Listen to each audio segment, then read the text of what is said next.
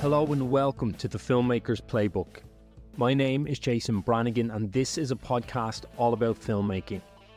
My guest this week is casting director Wayne Linge.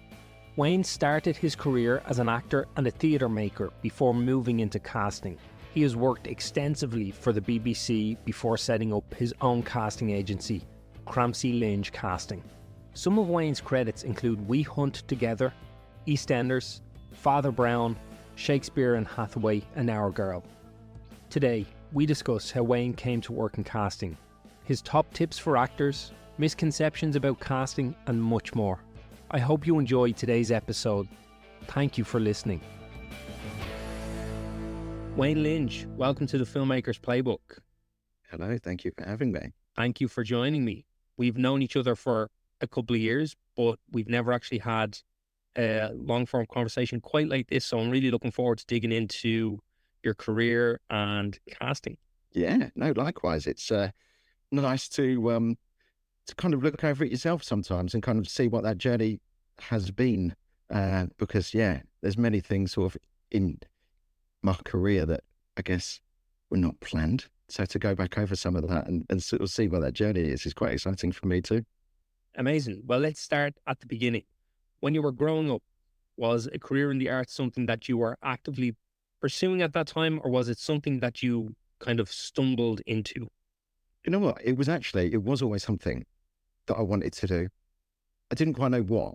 And when I was younger, I always explain it. When you're watching telly, or you go to the panto when you're younger, you see actors. Actors is the thing at the front of it that you can get a tangible sense of. So kind of growing up, acting was the thing that was the interest sort of creatively to begin with. And I always had a sense it was a world I wanted to be in. I mean, my dad was a gamekeeper. My mum was a part-time school dinner lady. There was no one, remotely in the family that was from this world. But we lived in a little tiny village. And I think having a telly, and it was that portal to the outside world. And it was like exciting. I was drawn to that, I think. And that's where I could see a future in it. I didn't quite know how to get there, but I could see a future in it. So it was just becoming absorbed by this world, particularly from the perspective of acting, that drew you in. Yeah. And, the typical route of school productions.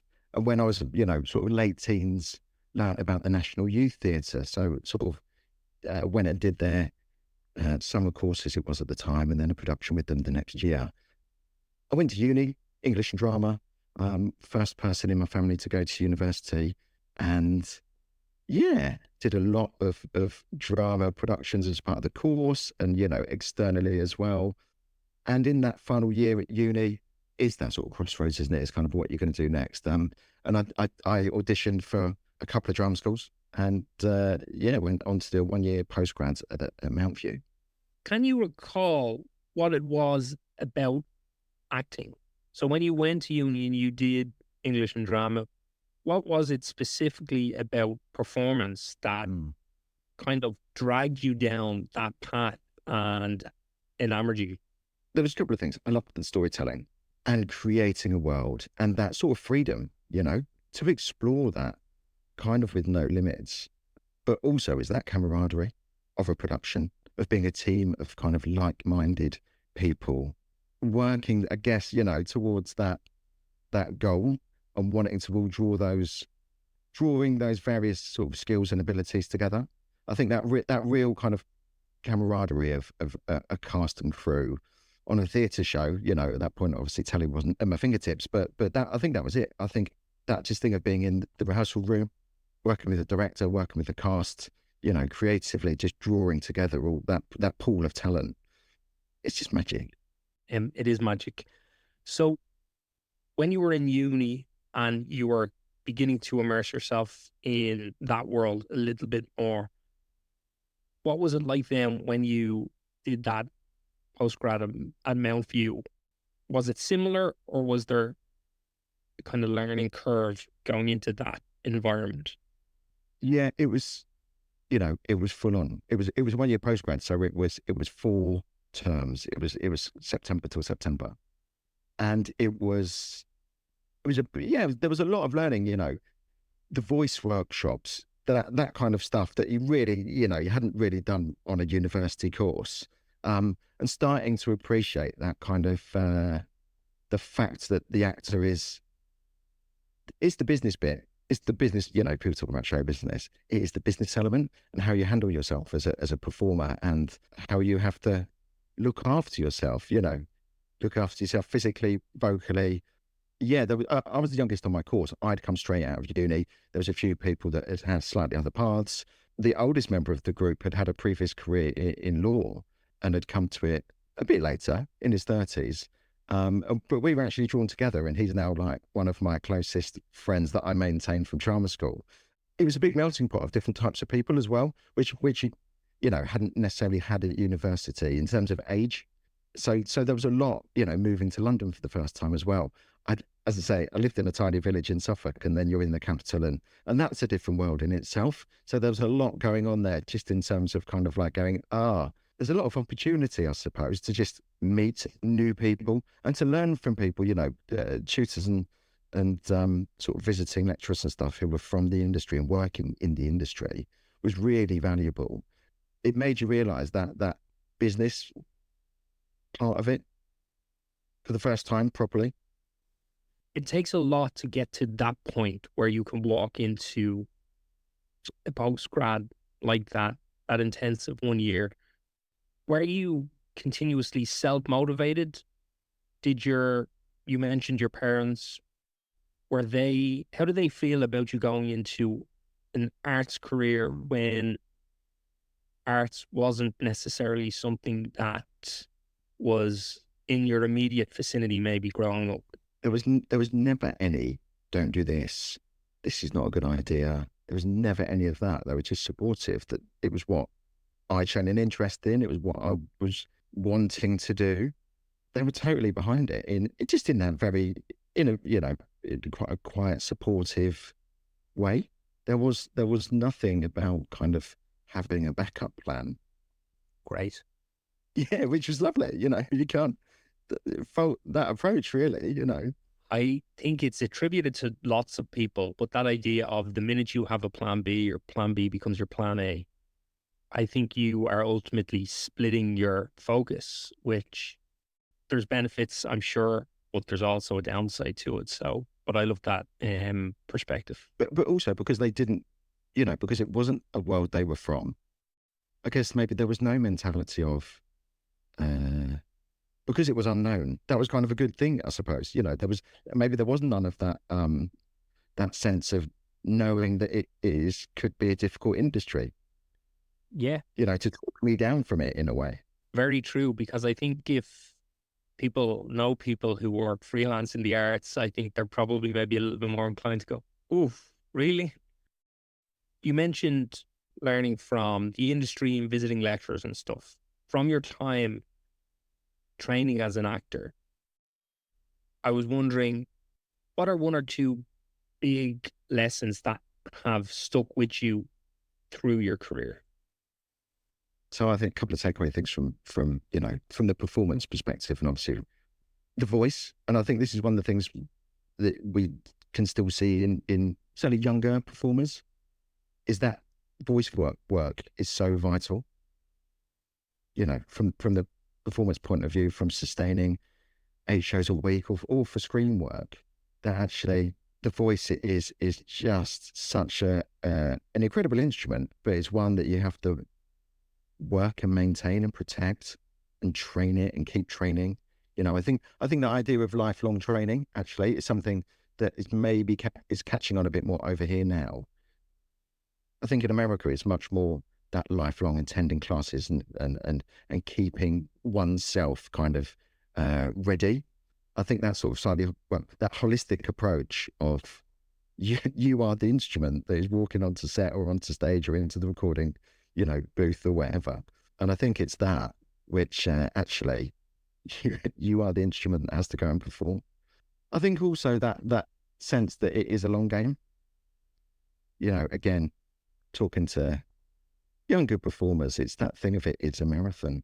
And you have to kind of, you have to have other things outside of it, whether that's family life or kind of, God, it sounds a bit naff, doesn't it? But hobbies and interests. It sort of keeps you sane and keeps you going when it's a really tough industry. So I think that's a big part of it, as well as kind of that appreciation of, yes, this is your career and that's really important, but there's also that thing where you go, there are things that are equally important in your life as well. I love everything you've said. I'm going to work backwards from them. I really, really agree with that idea. I know you said a bit naff, hobbies and interests, but I think it's so vital because it's very easy for your career in this industry to become your identity. And if that happens, every time you get a no, and there will be lots of them, regardless what position you're working in, but particularly as actors or writers or directors, they hurt in a way that is entirely different. I have kind of changed my own language around this stuff to, I'm not my career, I have a career. I'm a filmmaker, I have a career as a filmmaker. And I find that subtle kind of reframe helps. And then obviously having stuff that you have and are outside of that is really important. But I love that you mentioned the voice first and foremost. I think it's so important and so underutilized. And in an age where so much actor training is screen actor training, I think the voice is often forgotten. And there's some really interesting papers, scientific papers, which I can pop links to in the show notes, about how we infer emotion and we get it more wrong by looking at the face than we do when listening to the voice. So I think it's such an important part of an actor's toolkit and one that has been a little underutilized in recent time. Yeah, I mean, I'd love to read that actually. Sounds fascinating, that sort of approach to the emotion. Um, I just think I don't know if it's in, I think sometimes if people go through training, they get to the end of training and think that's it. And I sort of that, again, if you sort of reframe it a little bit, it's like you've had your training and that's your foundation. And now you have to sort of use that as your springboard to continue and then to build on, and to maintain what, yourself through your career. I don't, people liken it to being an athlete. And I think there is something in that physicality, your body is the thing that is going to carry your career. So I think it's keeping yourself kind of match fit, which is tough when auditions might not be, very often. And, all of the unknowns that sort of come with this industry, which is, again, sort of, I think connects with that thing of like having other stuff, because you can then set it aside. And it is that thing of, if an audition doesn't go your way, it's really probably nothing you did or didn't do in that audition. It's just, it went to somebody else.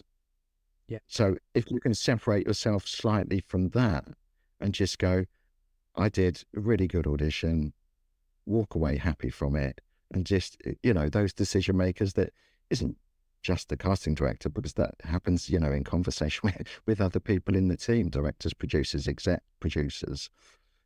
It sort of gives you a bit of a reality check as well, that you've gone in, you've done your job, and, some decisions were made that just didn't work out. And I think it helps, it gives you just that bit of not distance, what's the right word?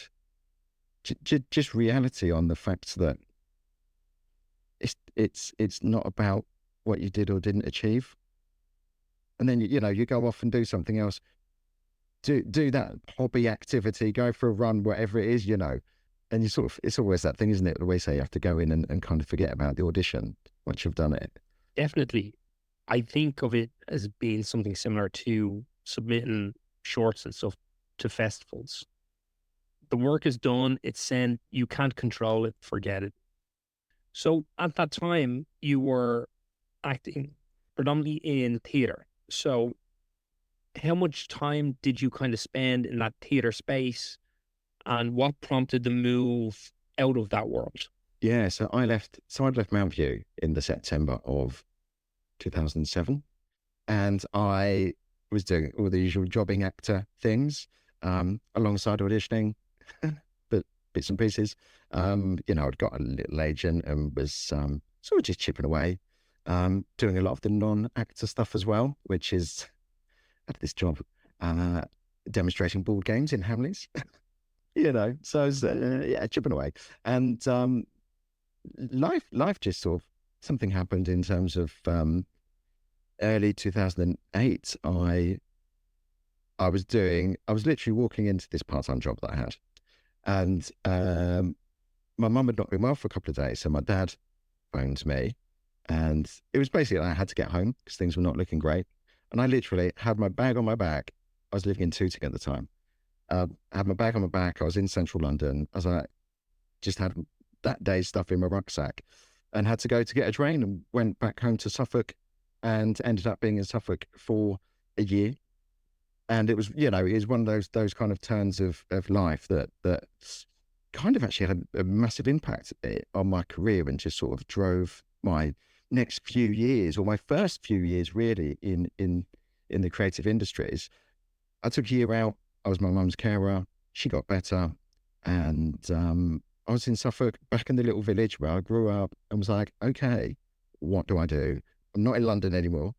And London now, thankfully, I think is less, there are opportunities in the nations and regions in a different way than there was, 15 plus years ago. And I literally was writing to a few little local theatre companies just to see what opportunity there might be. And there was a theatre company that got back to me.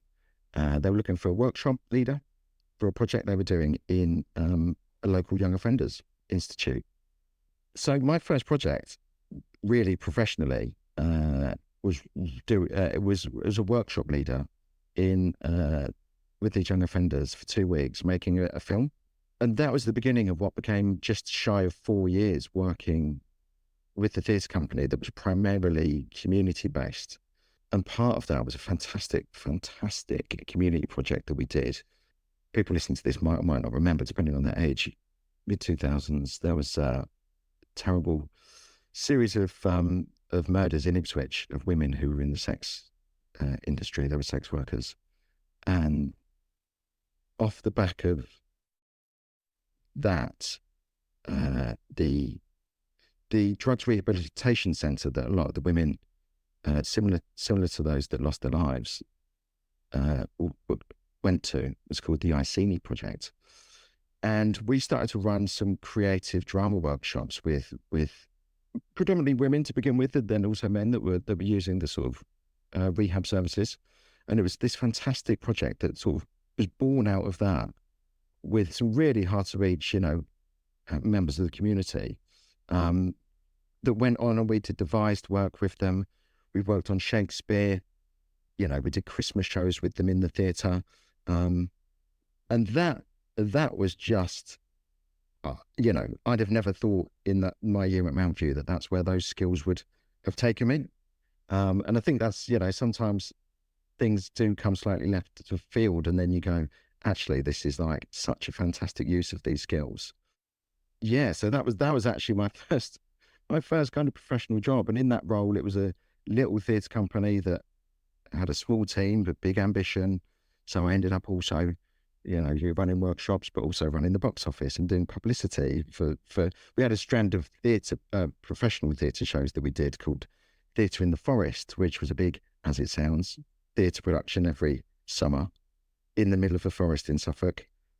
And I would manage the volunteer project, and some of the participants from our community work would cross over and volunteer and work alongside, professionals. So it was this massive, amazing melting pot of people that had all different experiences. And it was that thing of just pulling together on a team effort that, which sort of harks back to, I guess, what my original interest in the industry is how brilliant it is when, like-minded people are all just working on something together. So that was actually my first 4 years creatively, which was theatre. But then I got the TV bug. Okay. And that's what sort of propelled me. I have a couple of threads I would love to I just... know. Yes, great. So, firstly, I think it's important to mention how proactive you seemed when you found yourself in Suffolk and kind of saying, what do I do now? It's a recurring theme, I think, with all of my guests when we talk is no one is sitting around waiting on work to happen or to come to them. Everyone is proactive, trying to generate and create, and also being able to roll with the punches and not entrenched in an idea of what their career should be, which I think is really important in this industry as well. So I just wanted to come back and highlight that. Was that film you made with those young offenders, was that kind of your first real taste of kind of screen work? Yeah, it was, apart from I'd done a couple of days on a couple of, short films, or I did a couple of days as an essay on the Keira Knightley film, The Duchess. But, which was just because it was filming in Norfolk when I was at university, at the University of East Anglia, and quite a few of us from the drama department went and did a couple of days on it, But yeah, sort of professionally, that short film obviously presented some issues in terms of all our locations had to be on site. There was not any availability to go and to find locations. But that in itself, presenting those challenges or those restrictions actually just helped with the storytelling, and the lads told a story that was sort of a kind of it used bits of a kind of all of their experiences, of life and what didn't happened to some of them. It wasn't documentary, but the drama sort of storytelling element obviously drew on their understanding of life as it had been to that point. There was a few other community projects, film projects that we did as well. And that company was my first into some casting. So we used to do, some professional theatre productions. So we would come down to London for the day, do some casting. So that was, that first sort of taste of being in the room with actors and auditioning was then.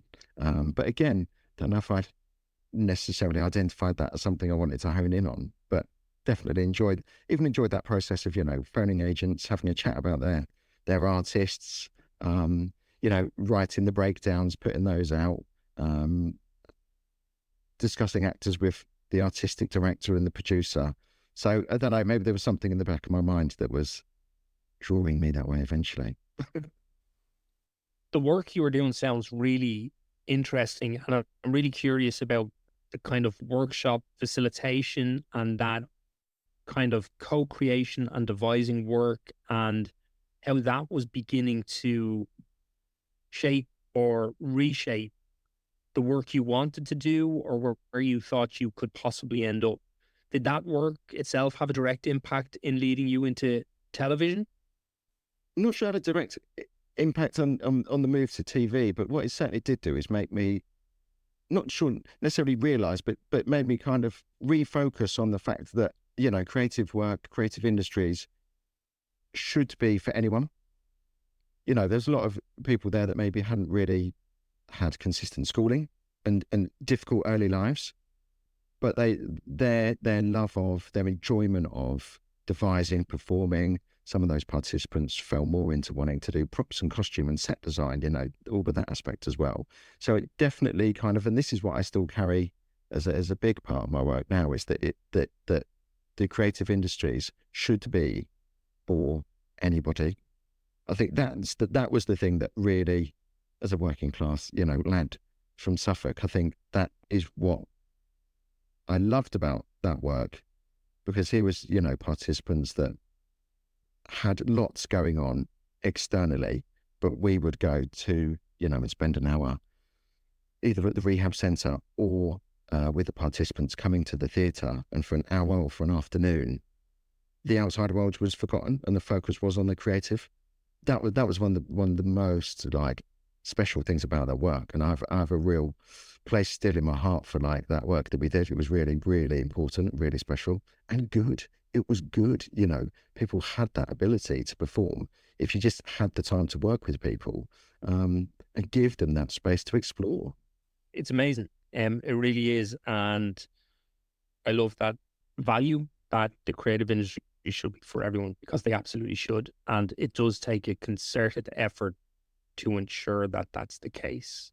How did the move into television come about? So I always knew, I always loved telly, you know, and that for me was like, you know, Saturday mornings after school. I remember being a bit too young to stay up for dinner, ladies.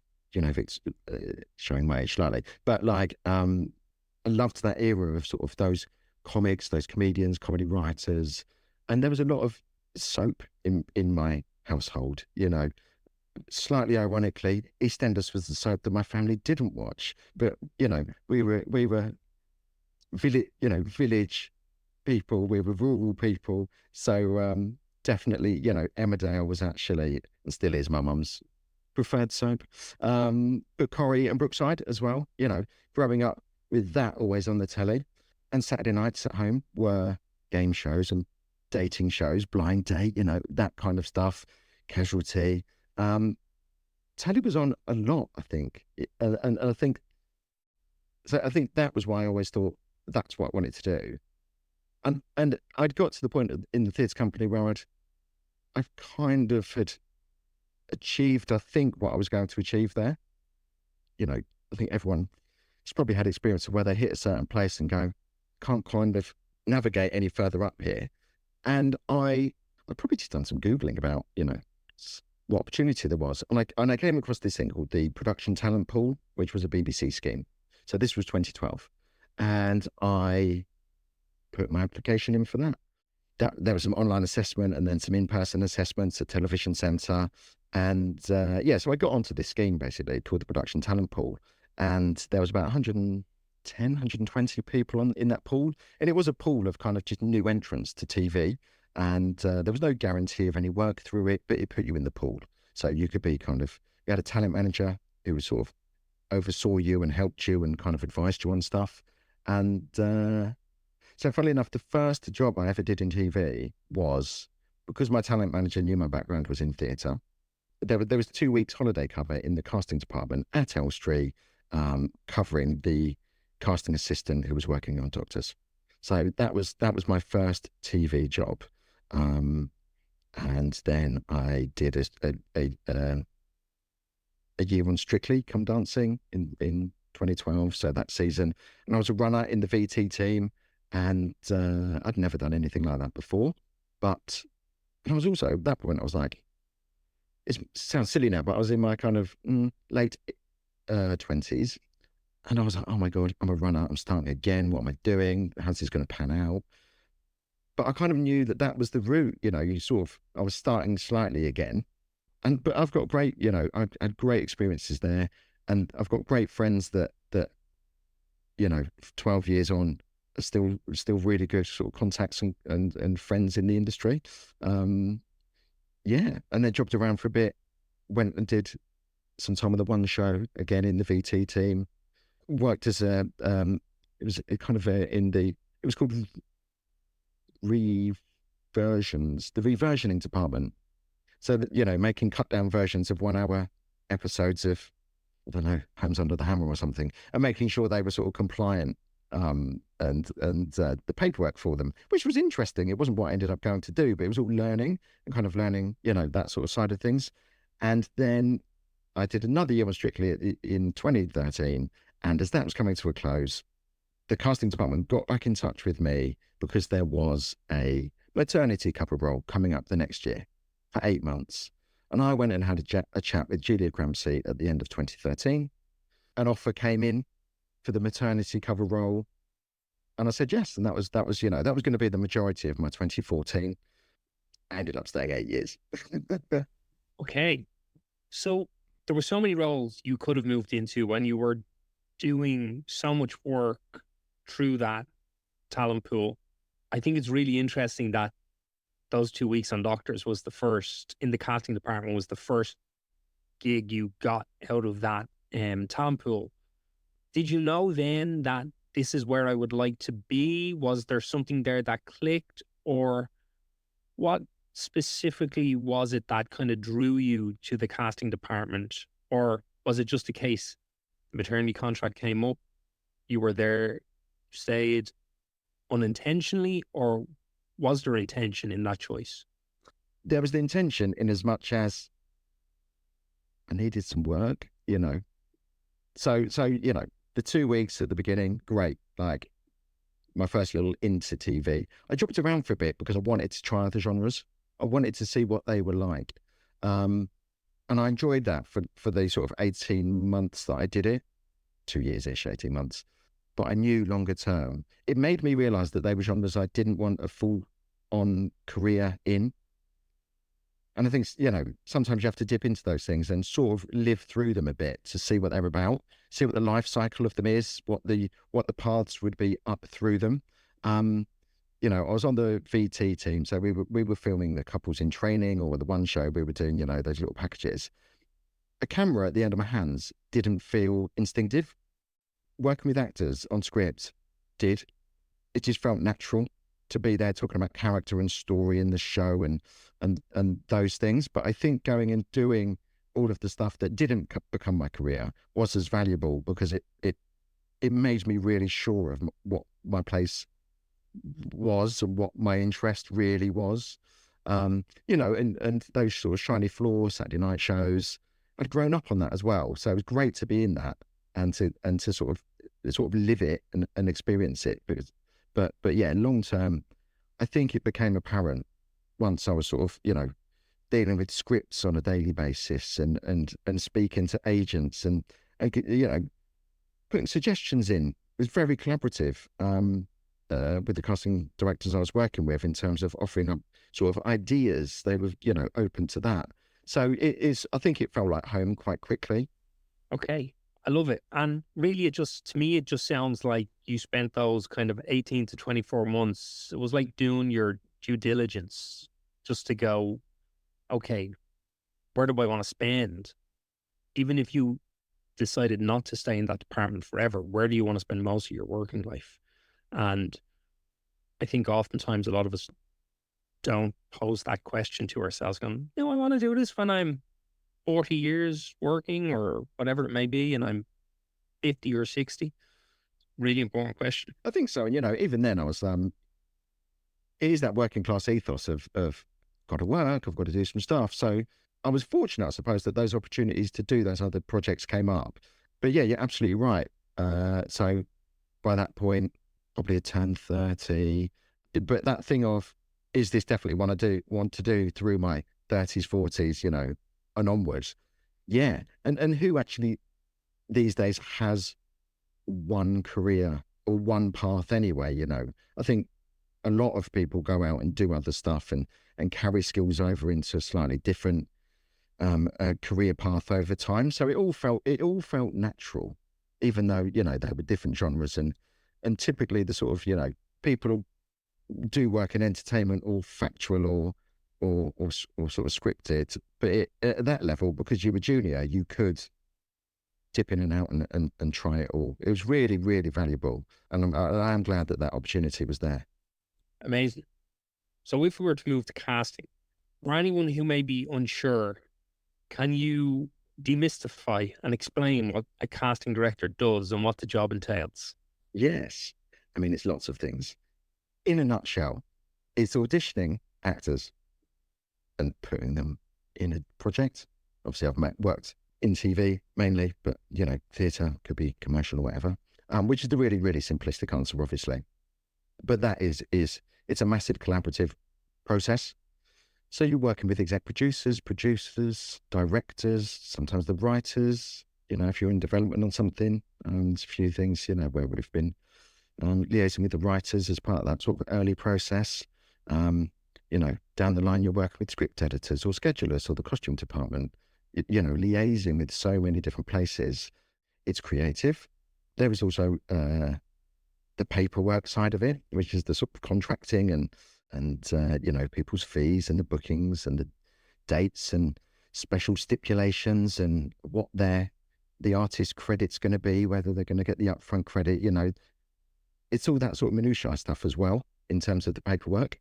Lots of reading scripts, reading different drafts that come in and dealing with, those changes in, if a character's changing slightly, you sort of have to maybe go again on that character. It's a lot of fun. It's also hard work, as anything is, isn't it? But it's varied. I think, we've worked across many different genres, your soaps, your continuing dramas, one-offs, adaptations, shorts. New writing's really enjoyable to work on as well, because you're working with often new writers, and often those projects have quite new directors as well, and they're projects that may be giving people a bit of a leg up or an opportunity. And it's nice to be in collaboration in those early days with people as well, because you will often kind of cross paths with those people again in the future. Yeah, it's but yeah, if you boil it all down, I just think it's auditioning actors and just trying to find opportunity for people.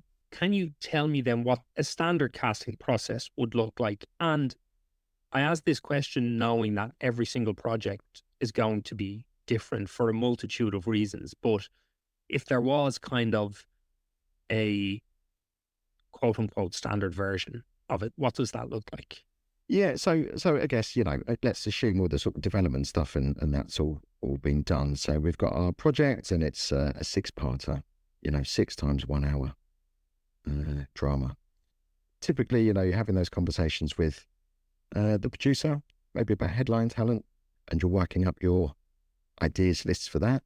And the producer or the exec or someone from the channel might, have input on that as well.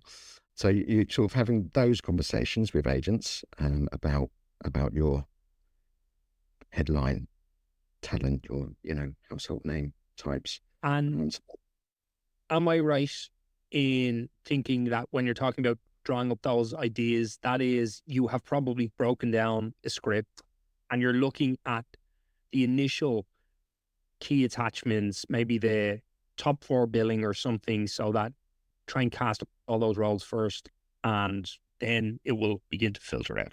Yeah, exactly. Those conversations typically sort of happen first, or are happening during development, because you're having to get those people on board to get the project off the ground and financed and greenlit.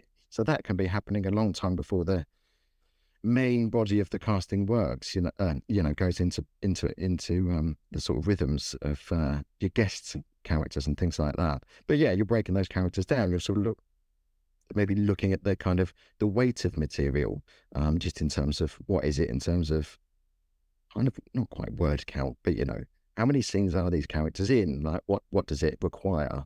Yeah, obviously you're breaking that down by gender and age and any sort of if there's any ethnicity requirements as well. You're looking at that with the characters. So yeah, that can be happening sort of very early on. Down the line, let's assume they're all cast and are on board. Yeah, then you're looking at those sort of guest roles, or the semi-regs and guest roles. So those sort of semi-regular characters that are important but not quite as big as the main characters. And again, you're having those conversations. You might have 2 directors on a project, a director that's doing the first 3 episodes, and then a director that's doing the other 3 episodes. And if they're shooting in blocks, then you're going to be talking to sort of director 1 first and looking at their characters. And you're having those creative conversations with that director, what they might want, anyone they might have worked with before or a scene, or was interested in just checking someone's availability. I'll tell you what it is. It's a lot of plate spinning. You are having the conversations with the creative team that you're working with. Then you're also having those sort of conversations with, inverted commas, the outside world of, agents about their artists. There's a lot of keeping notes as well, possibly on people's availability. We might not know when X, Y, or Z character is going to film. So we have to sort of check people against maybe the overall shoot dates of the project. So it's really extensive note keeping and updating notes on people's availability as well. And then it's shortlisting who you might either be getting to self-tape or bring in for an audition, which might be, you might only see, depends on the characters, but it might be you only see 4 to 6 people for a role. You might do a straight offer on something that's a nice little semi-reg, or obviously your regular character as well. Those people might not audition because you will just be doing a straight offer for that. And then with your guests, so say we're going to see 4 people for a character. So we're setting those auditions up, and then you're pulling the scenes out and setting up, sending those out and making sure everyone knows where they need to be and that we have got the room booked and the director's definitely available and that doesn't clash with the director's location recce, all of that logistical stuff as well. Yes, there is sort of a standard process. Are you then on, obviously you mentioned you could be on from development because you're trying to attach cast to ensure that the show gets greenlit and gets financed and made. Will you be on through until the end of production or more or less until that point? Maybe even past that if you need cast for ADRs and different kind of post pickups and stuff? Yeah, I mean, you can have something that's in its final few weeks of shooting. And for whatever reason, there might be a small character that's added because the scene has had to be slightly rewritten because there's a story beat that's been added in or needs to be changed because, I don't know, someone's availability, or as a member of our main cast been skiing and broken their leg and now we're having to put a slightly odd scene in with a nurse and, for whatever reason, you might have like a one-day actor, character that you need to cast an actor for. So you could be doing that in your final few weeks of that show's overall shoot just because they don't know what day that's going to film. So yeah, you can absolutely be on it, from development can obviously have happened 2-3 years ago, maybe, whatever the timeline is. So you can be with something for a long time. And if there's any of that sort of, any pickups and, ADR stuff. Yeah, there might be also a requirement there. So, you are definitely with it from the very beginning. You're one of the first sort of departments that come in onto a project, and can be there right through to sort of those final days of shoot and a little bit beyond as well. Totally, but it's lovely because it means you have this sort of amazing relationship with that project and with all of the sort of people that are behind the scenes and on screen as well. Like you do really feel a connection with a lot of those other teams because you're all having to sort of juggle and spin those blades to make it happen. And I love how involved you are in the creative process as well and bringing those characters when you first get a script and you begin to formulate ideas as to who this person may be, that you can then live with that and bring it through that process to the point of realization and see that person live and breathe on screen then. And also, and through that process, you will have your ideas at the beginning. But if you do, in the audition room, people bring stuff that you would not have seen in that character. The actor will always bring something, a different interpretation, or just whether that's through performance or in some of the questions that people ask, before you even do that first sort of take of a scene in an audition. And that's the magic thing as well, because things are constantly evolving. And you cherry pick little bits of kind of brilliance from people, I suppose, and that's just one of the, sounds really basic, one of the really nice things. But it is, just seeing people kind of engage with that material as well. When it's, when yes, you've just seen it maybe on the page and then people start to bring it into life and explore those characters. And, whoever then gets cast will go on their own journey with the director and with those other cast members to create that project. I think anything that gets made is a miracle because it's so many things that have to be drawn together to make it happen. I think that's one of the magical things about it as well. Just that coming together of all of that talent to make something. I love being a part of that. It's amazing. It is spectacular. And for anyone who isn't familiar, if you just look at the paperwork required alone, your mind will be blown by what it takes to make TV shows and films. Um, you mentioned getting to be potentially in an audition and experiencing an actor inferring something that maybe you hadn't read in a character, and this moment of brilliance and something clicking. To me, it sounds like you're open to being surprised. And I was wondering, for actors who are listening, what would be your top tips for actors sending tapes or auditioning? What can they do to stand out? And are there any kind of common pitfalls that you are seeing when you are casting? I think it's having an awareness, you know, for the actor of when the casting team might be looking for something a bit, you know, inverted commas, different or out of the ordinary. Sometimes the material simply needs you to be, you know, and I did 8 years in kind of continuing drama. Sometimes for those guest roles, it just needs you to come in, and this isn't to be dismissive, and it's also really hard to do, but to come in, hit the mark, deliver, because sometimes you are a cop or a nurse that's really just delivering information. There's a real skill in that, which kind of goes under the radar, because some, you know, people think we're always looking for the bells and whistles, but actually there's something in that quiet brilliance of being understated, which actually makes you go, they get it.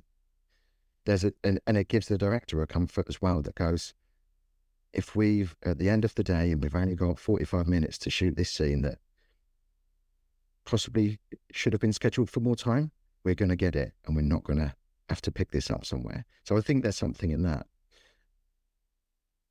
I think it's in preparation.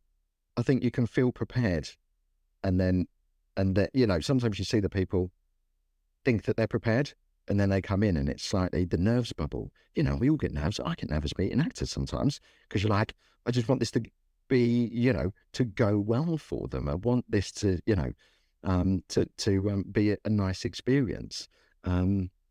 So it's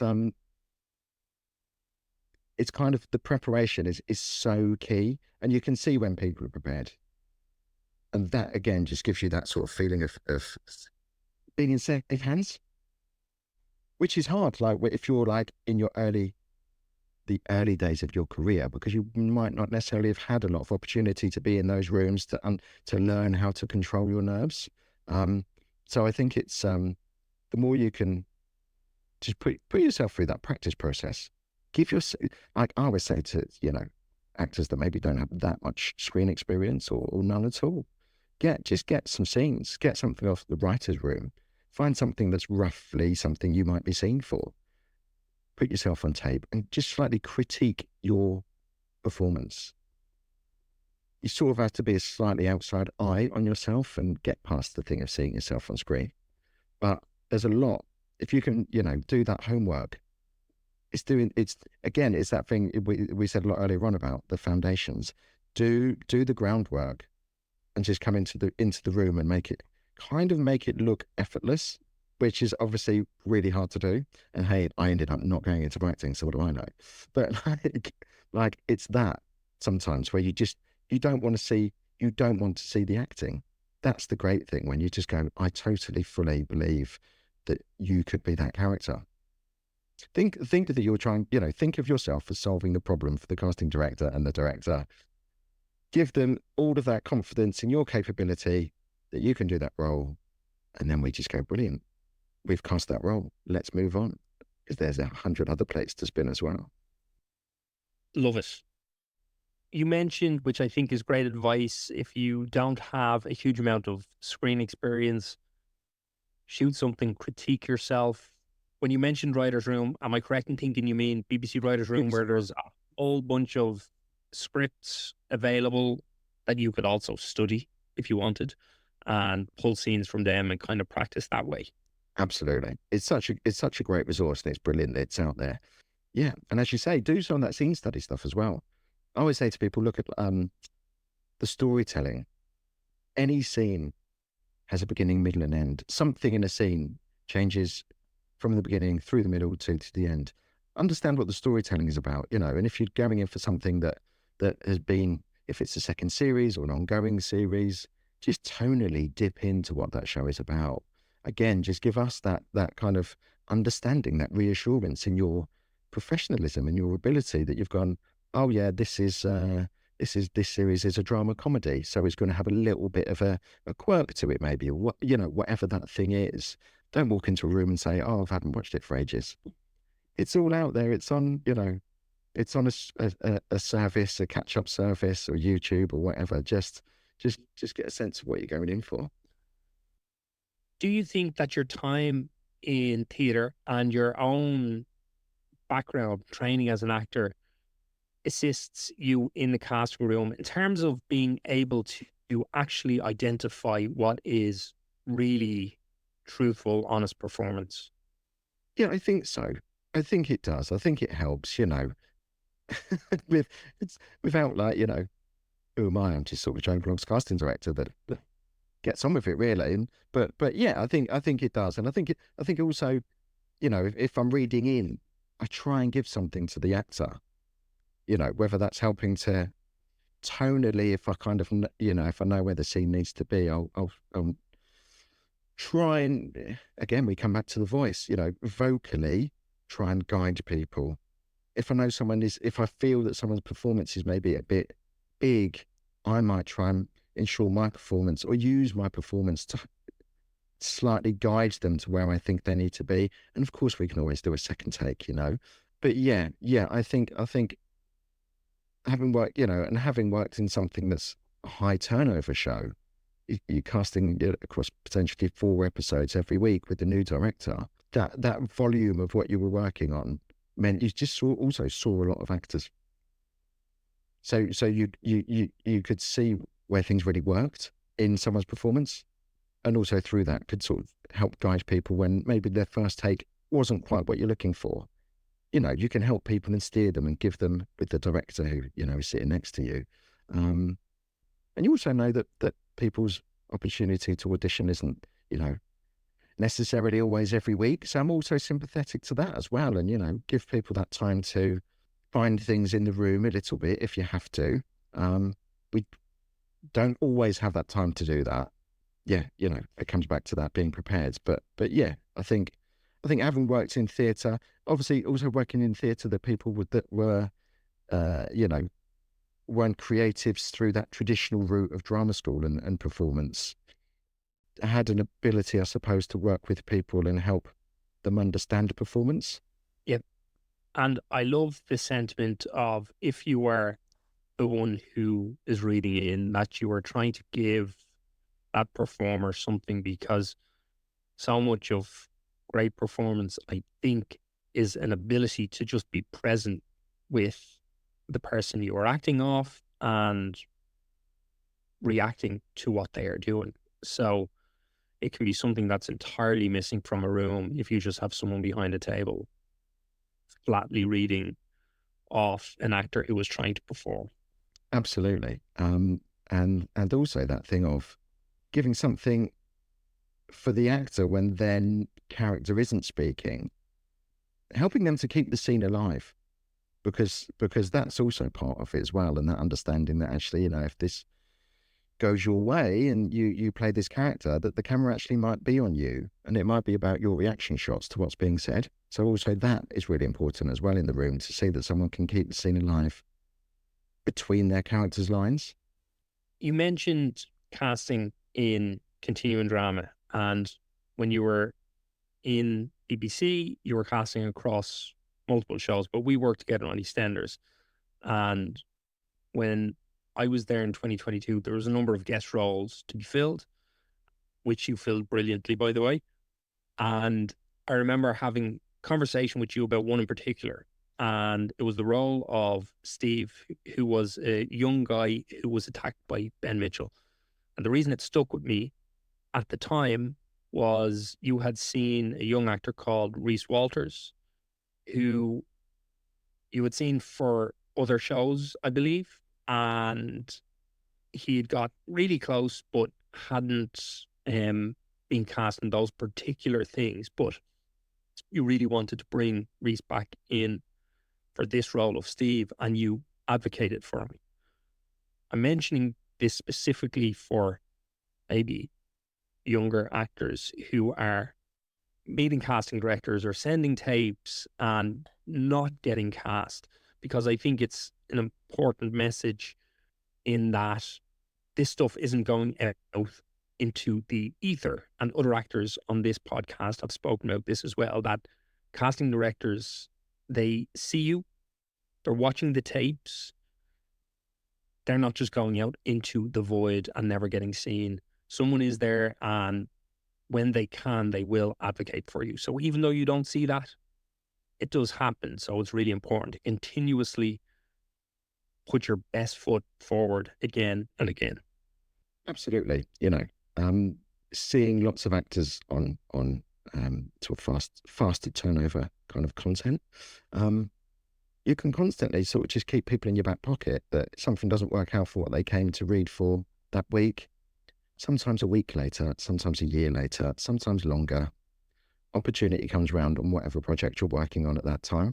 There is no wasted audition, in terms of that one might not go your way that you went in for. Absolutely, we will keep hold of you I'm quite list-based. Some people can keep it all in their head, but however it is we do it, absolutely, there's nothing better than finding that opportunity for someone. It feels good. We like that part of the process. It also exercises, I guess, a part of our kind of creative skills in terms of interpreting where someone might fit into a project down the line, which is just a really enjoyable part of that project. But yeah, finding opportunity for people, seeing that people have an ability, have a skill, the skill, and just finding their place in that jigsaw. Putting a cast together is a bit of a jigsaw puzzle sometimes, and those decisions are based on so many various factors. But yeah, that is a really special thing to be able to just.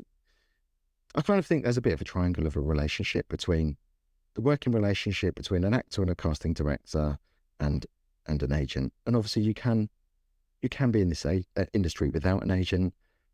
I think it's always, I'm not sure easy is the right word because it's still really tough, but it's just kind of two heads are better than one. If you boil it down in simple terms, and there's someone and it's their skill set as an agent to help sort of guide you through the industry, and through sort of, contracts and all that kind of stuff. But yeah, that relationship between casting and actors is really special because you're helping people build their career a lot of the time with those younger performers as well, or older performers that are coming to it slightly later, because it is one of those industries where you might not have come to it straight away and actually had a whole other life in something else. And even that is a great feeling when you can see that someone in that project, they are that little piece of that jigsaw, and to give people that opportunity. So yes, there was lots of, it's part of what we do, isn't it, as casting, to remember people, keep lists, keep CVs, keep just names, banking them for future projects is a huge part of what we do. Yeah, I love it. Thank you for sharing that, because I do think it's an important thing for actors to know, because it can obviously be particularly disheartening at times in this industry as well, when you are not being seen or getting cast, but people out there do see you. And it's similarly, people might, write to a casting director as a bit of a general introduction. If you've never met that casting director before, or if you haven't seen that casting director for a while and you're just updating them on a project or something new that you've done, we get obviously quite a bit of that. It's hard to respond to everyone. We try to. Sometimes I will spend a Friday afternoon just going through that. I put all of those emails from actors into a folder in my emails.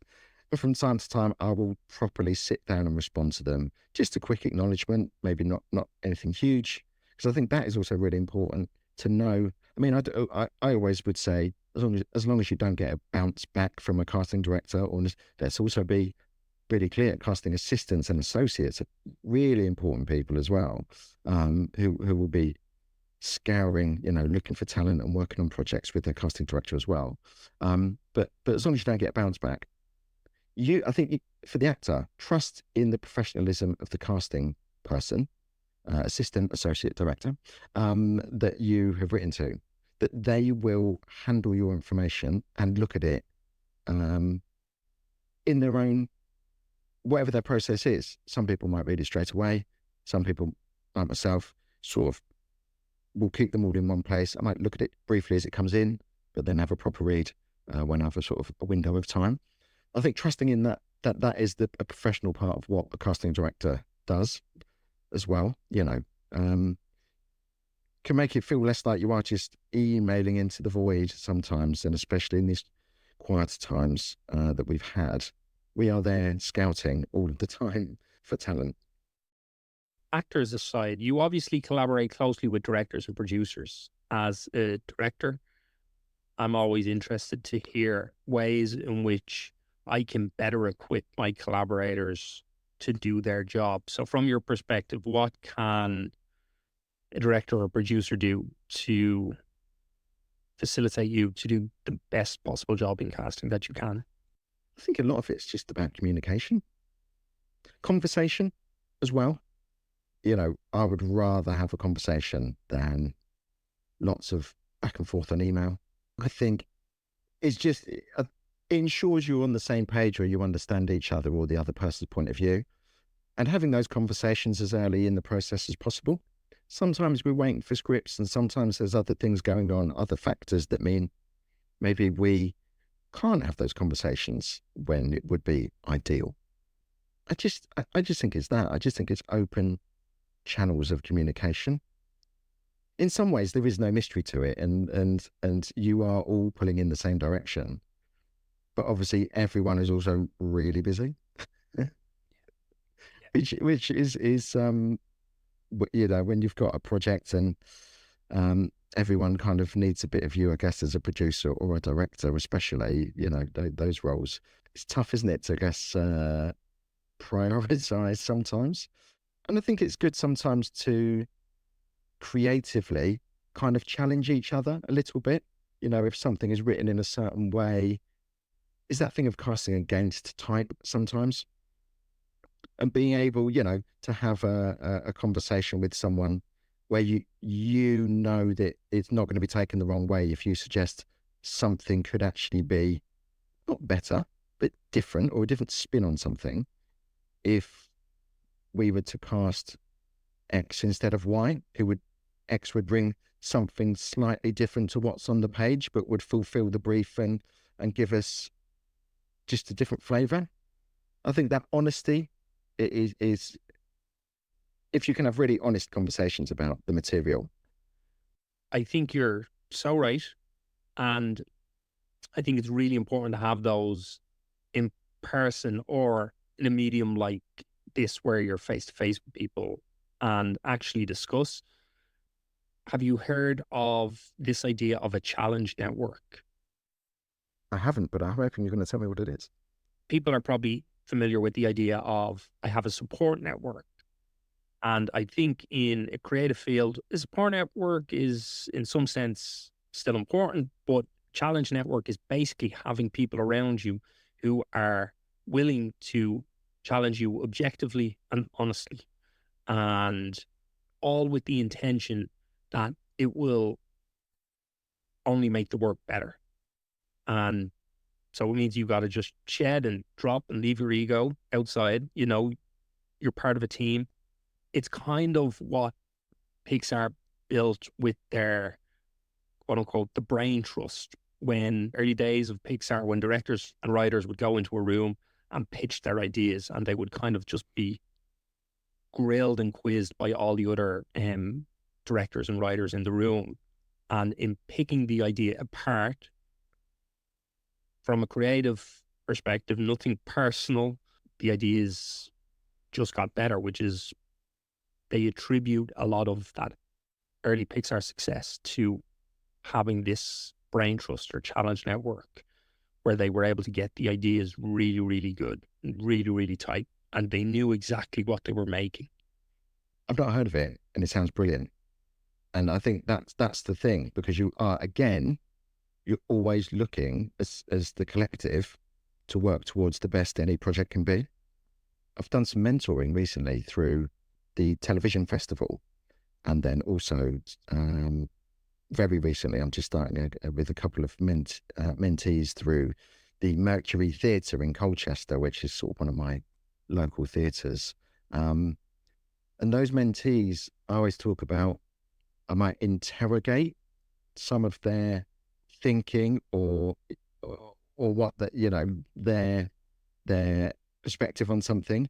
And I always say, I know that sounds like quite a word, but I just explain it like wanting to pull some of it apart and just get under the skin and get a real understanding of why they might be thinking about something in a certain way or have approached something in a certain way. And I guess that's a similar thing, because again, these are typically mentees who are just starting out in the creative industries in some way, or have been around for a little while and are kind of looking for that next part of their journey. And it is just about wanting to kind of propel them forward. But to do that, sometimes you do have to, just to get a proper understanding of someone's approach or point of view. Totally. I think you can be critical without being cruel. It's this idea of high standards, high support. And those things can marry without it ever crushing someone's spirit or coming from a negative space, I think, Totally. And I think I try and do things with a little bit of humour sometimes as well, that we've got to enjoy the process at the same time. Yeah. You mentioned the TV festival, which I will get to in a moment. But before I get there, in 2023, you left BBC and started your own casting agency with Julia Crampsie Linge. What prompted that move into the independent sector? Yeah, so we set up in 2023, but left separately for various reasons in 2022, because for me, there's a couple of things for me, and sometimes, life lines things up and work. So I took redundancy because one of the shows was closing, and in my personal life, unfortunately, at the time, my dad had been diagnosed with dementia, and I had some care responsibility there. Stuff like that in life makes you take stock a little bit. And for me, I think I felt like I'd done everything I could creatively in that period at the BBC. I loved it. I met great people, and there was great teams and worked on lovely projects and all the rest of it.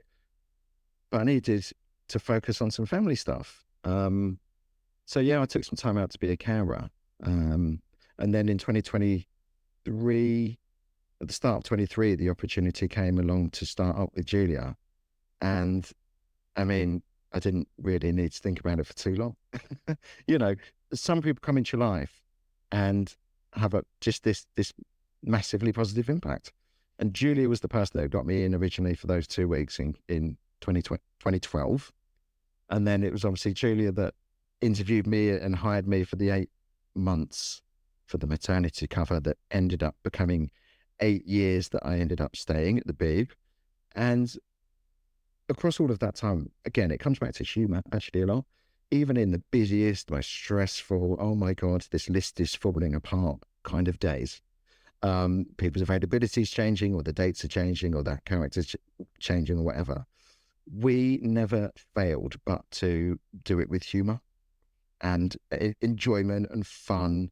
And you just, there was something in our partnership from really early on that we got each other. And Julia was a great support of giving people a chance and an opportunity, which is what she did with me, because I didn't come with any experience in casting, to that department. And we just built an understanding with each other, a synergy of all of her experience and knowledge and what she did in terms of, passing that down to me and bringing me on and my opportunities as an assistant, and then as an associate, and then as a casting director. So yeah, so when that opportunity presented itself, on the outside world, yes, that decision was made quite quickly. And also, there's that thing of, I don't think I ever dreamt as a kid that I'd have my own business. And I feel really like everything that we do is because we've made it happen. So, every coffee you get with a producer or chat with a director or projects that we're sort of working on that are in development or, whatnot, it's all come about because of things that we've put into action or because people like what we do and want to work with us. So that all feels like heightened and brilliant and lovely as well, without, again, sounding too naff. But you do go, yeah, we're sort of all right at this. Love it. Soon after that, you were named one to watch for 2023-24 by the TV Festival. So I would love to hear a little bit about that. And I'm guessing that maybe is what led into the work you're doing as a mentor now. Yeah, absolutely. So, the TV Festival is part of the TV Foundation. The TV Festival happens every year in Edinburgh around at the same time as the Fringe, but it's not anything to do with the Fringe. It's a separate TV coming together of TV people for a week of talks and seminars and networking, and part of that is that they have various schemes and projects, and the ones to watch is for mid-career professionals across all aspects of television. Yeah, and I was one of the 25 people in that cohort in 2023. So it runs, 23 to 24. And it was brilliant. And the loveliest thing about it is that network of the other 24 people in that cohort.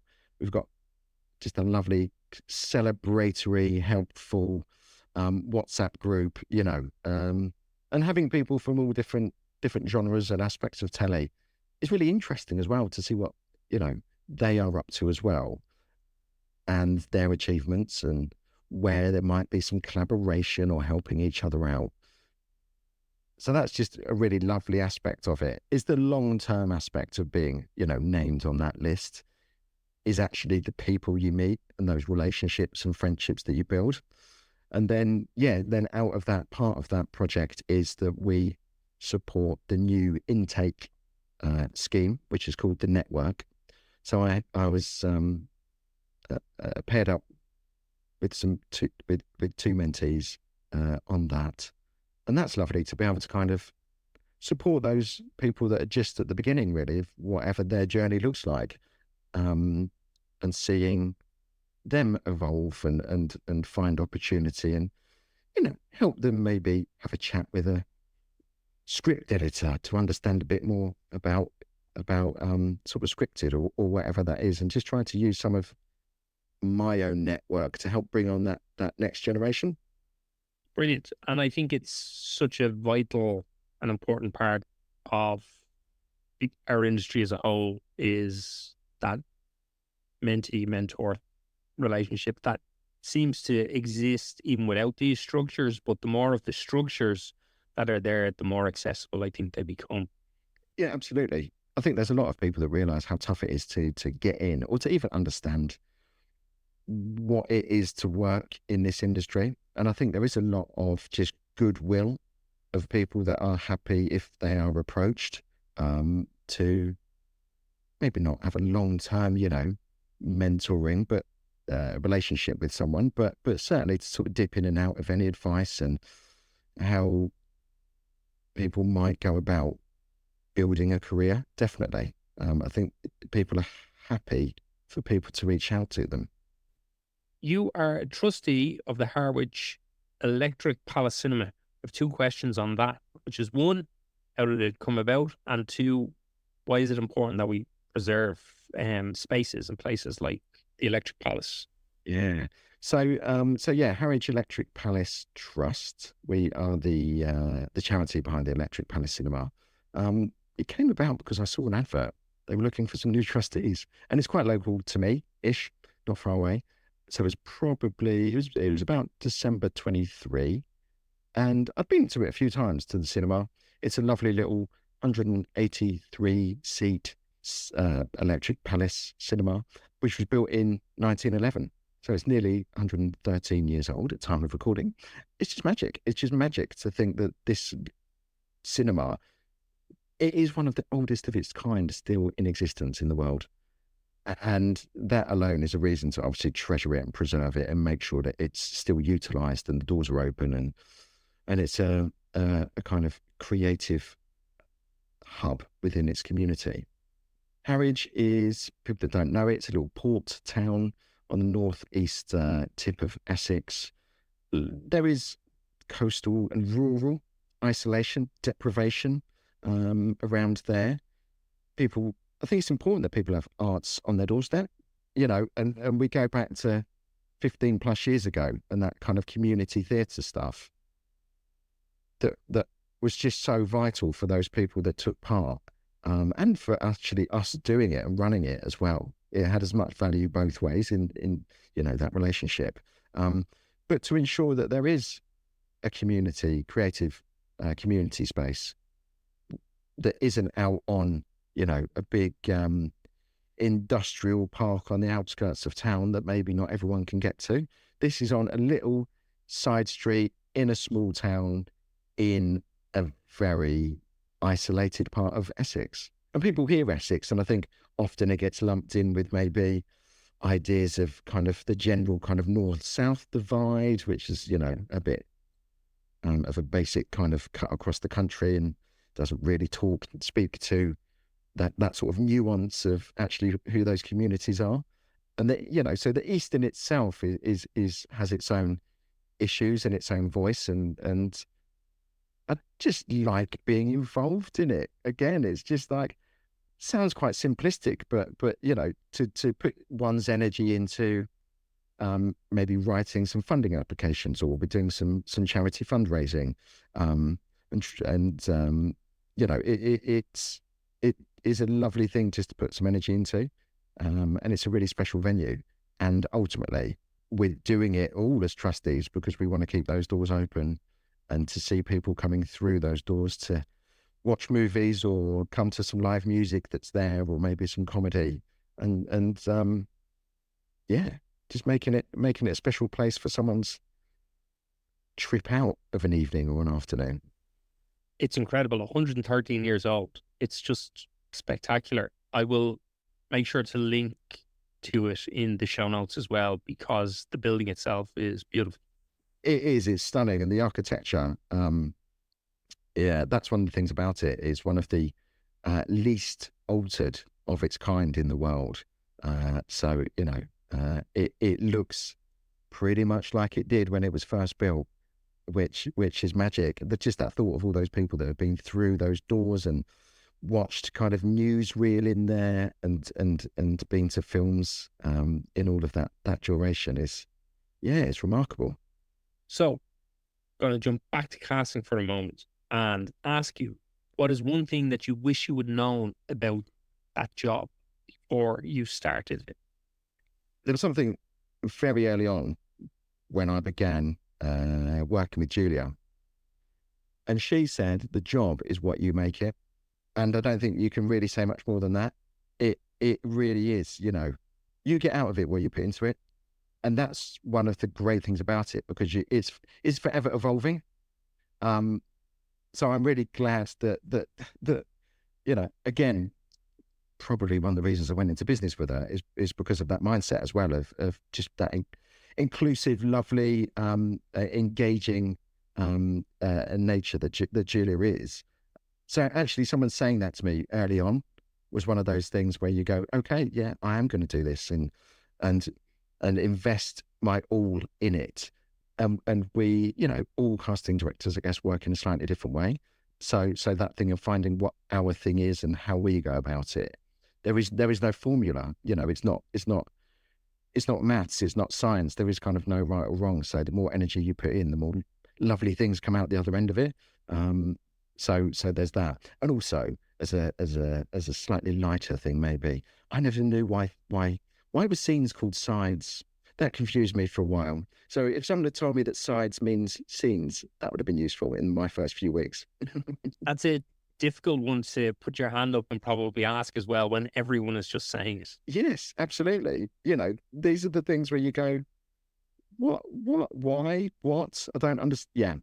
Yeah, absolutely. So I think the thing also, but that is one of those things where I think when people do see that people are new, it is the responsibility of people that have a bit more experience to stop and explain and take that time. And one of the things that was always said was, if you don't understand, ask. That, and again, and that's not every department that you would go into and get that openness of approach and wanting and willing to bring someone on in that way and help them. Yeah, but no, that thing of making it what you want it to be, I think that's what we try and sort of, again, without being too cheesy or naff, you sort of try and live to. What is a misconception that people have about casting or casting directors?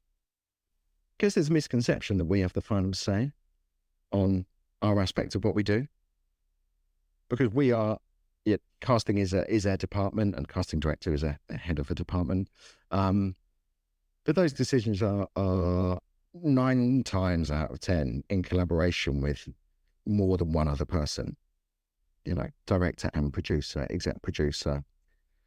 A head of channel might be looking to do something with a certain piece of talent, or someone at the streamer might have a certain opinion on talent as well. So yes, that I think often it's thought that the decisions are made simply by the casting team, but it's more complex than that. Very much so. Lastly, if someone wants to work in casting, what are actionable steps that they could be taking towards beginning to realize that goal? Watch, read, listen, start consuming stuff. And I always say that with the caveat of, you're not going to be across everything. There is so much content. So do what is manageable for you. And whether in a week you're able to say, I dipped into 3 different series across TV and a couple of things on a streamer. And that doesn't mean you watch all of that series, but just cherry picking, watch an episode, watch a couple of episodes, dip in a bit further down the series just to get a flavour of stuff. It just starts to give you start to build an understanding of what's out there. You maybe start to see that the faces that are clearly commercially bankable, that at the moment, that makes sense from the business aspect of the industry. Getting some time to know who those actors are, maybe their past work. Go to scratch nights, go to play readings. I mean, even now I went to a play reading that I was invited to, not because I knew one of the actors in it, but the rest of the cast I had no sort of prior sort of working relationship with. But I was invited to that and was happy to go along and just see some new work and support that, because you never know what you're going to see in those sessions as well. So it's just doing what you can. And if you've probably got a day job that's paying the bills, there is no expectation. I don't think there should be any expectation that you're going to know everything all at once. It comes back to this lifelong learning, and it's the marathon kind of aspect of it, of pacing yourself through it. And also, I think there can be a perception that casting is maybe for a certain type of person. Actually, if you're interested in it, cut across any of those sort of preconceived ideas and just go and do it in your own way. Practical steps. You can look on the Casting Directors Guild website. They have a really good section on, I think it's under frequently asked questions about how to get into casting and what it involves. So there's some sort of, that's probably a good place to do some early reading as well. And the NFTS run a casting course, which is across 24 weeks, which takes you across various aspects of what it is to work in casting, from, conversations and things around diversity and inclusion and equality, through to the paperwork aspect of putting someone's, casting advice note together. So there's some practical stuff there. If you felt that you wanted to go and do a course, it's a part-time course, to sort of be that little springboard into the industry. But there is no one route into it, as it wasn't for me. And I know a lot of people that have come through various routes to get into casting. So it is one of those places that it is actually a melting pot of different people. Well, thank you for sharing those resources. I will make sure to link to them in show notes as well, so people can just click and go and have a look. More importantly, though, thank you for sharing your pathway. And as you said, there's not one linear path into, I think, any job in this industry. But I appreciate you so much sharing how you have got to where you are today. And yeah, I just want to say, Wayne Linge, thank you very much. It's been such a joy talking to you. Likewise, it's been a real pleasure. Thank you for having me on. And that is a wrap on Wayne Linge. Thank you for listening to the Filmmaker's Playbook. If you're enjoying the show, please follow and rate us on Apple, Spotify, or wherever you get your podcasts. If you have feedback, questions, or topics that you'd like me to cover on the show, please put them in the comments section on our Instagram page at the Filmmaker's Playbook Podcast.